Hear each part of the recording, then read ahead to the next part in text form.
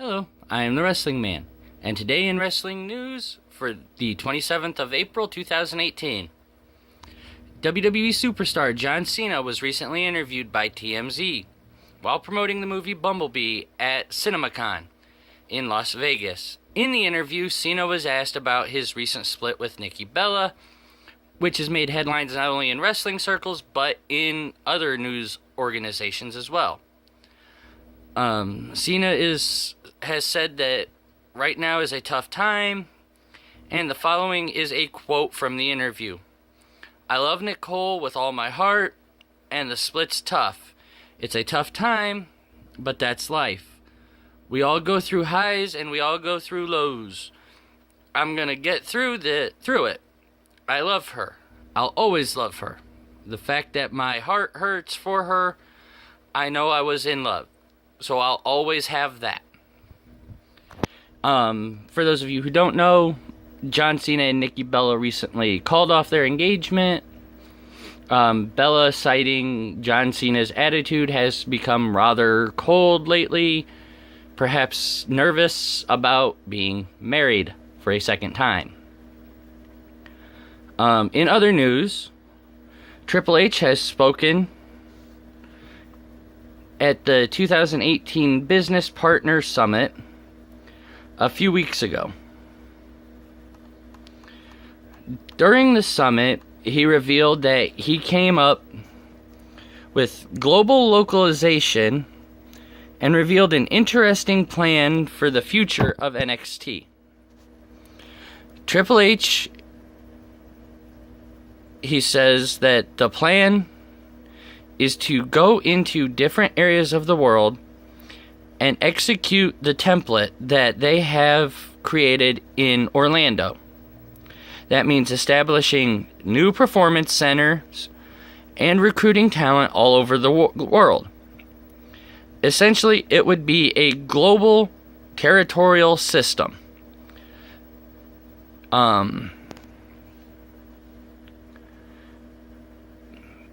Which, I've got to say, that's a new thing there. Guessing maybe this whole thing with the Greatest Royal Rumble, they're seeing a large payoff and a lot of talent from the local area there in Saudi Arabia. So, maybe they're seeing guys that they think could probably really work for the company. In other news, during an appearance on Fox Business, JBL commented on criticism that the WWE has gotten about working with Saudi Arabia for the Greatest Royal Rumble event. And here's what he has said. Mohammed bin Salman, and if I'm pronouncing that wrong, I'm sorry, the Prince, is trying to create diversity. One way you do that is you bring the WWE, because these fans that now will become fans of the WWE will go on the website and they will see the women there. They are treated as equals. That Nia Jax, who's women's champion, is treated exactly the same as Brock Lesnar. Really? JBL, at least if you're gonna lie credibly, please. Sitting there saying Nia Jax is treated the exact same as Brock Lesnar, a part-timer. JBL is added as saying, when you wanted to open up China, you send in McDonald's. You send in companies like this. Capitalism works in breaking down barriers. And thanks to ProWrestlingSheet.com for the quote. With that being said, please, JBL, next time, if you're gonna lie credibly. Saying that Nia Jax is treated the same as Brock Lesnar is a bit of a stretch. With that being said, I do understand what he is saying, though, about, business is business, and when you want to open up doors, you don't send in politicians, you don't send in diplomats, you send in businesses. Because capitalism speaks wonders. Apparently. In other news, did someone get hurt at the last NXT show? I would like to know. Because what began as a hopeful night for Johnny Gargano ended in tragedy as Tommaso Ciampa.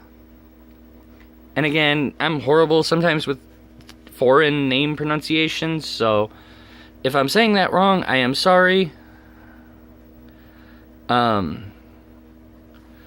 Struck again.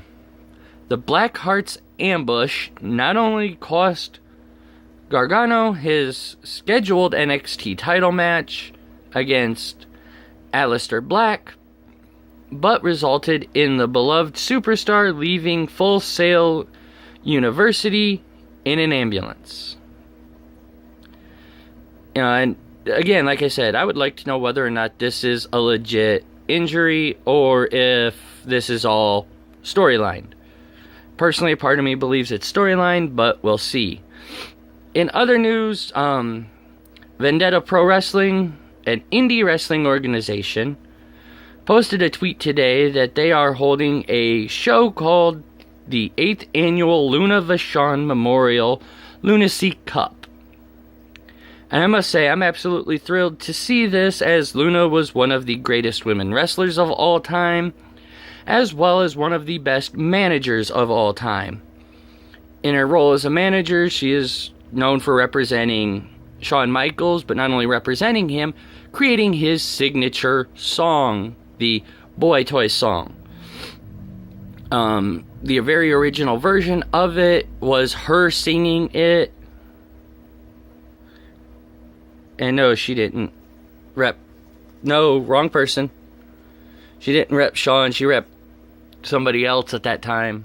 My bad. Bam Bam Bigelow, Goldust, Gangrel, and Tommy Dreamer. There, of course, are others. Many of you may know, Luna is the niece of legendary WWE Hall of Famer Mad Dog Vachon, and the adopted daughter of Paul Butcher Vachon. She died in 2010 at the age of 48 due to a drug overdose, and at the time of recording this, I have not been able to get a hold of Vendetta Wrestling to see whether or not, or to see what their card is going to look like for the event. With that being said, I am the Wrestling Man. If you like what you see here, hit that like button. If I missed anything, or you think I made a mistake, point it out in the comments down below. And you've just been informed of what's going on in today in wrestling news. Bye.